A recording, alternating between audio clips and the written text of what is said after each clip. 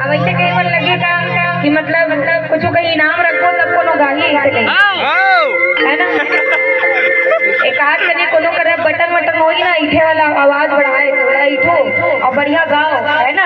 आप अब देखो अधिक जन बैठो, अधिक जन में से काकरो शौक रखे थे जो गाना है ऐसे कैसे हम मन गाते नहीं थे। तो ये सुंदर और सुनहरा मौका है, निवेदन है सबला सहयोग प्रदान करो, गाना है बढ़िया। चलिए छम छम बजाने बे,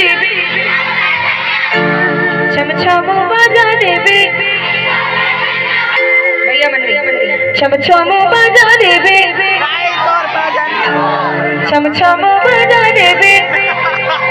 क्या बात, एक बार चलिए सब लोग जुड़ मिल के गाना, दोनों हाथ ऊपर करके चलिए, सबके दोनों हाथ ऊपर हो जाए।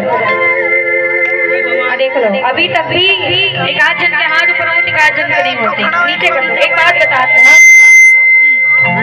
ना तो अभी तक ताली बजाओ ना तो अभी तक जयकारा लगाओ। ऊपर नंबर एक सुंदर से बात, ध्यान दीजिए दोनों हाथों में दर्द होते हैं है ना। आइए एक बार करेगा छम छम बजाने बे,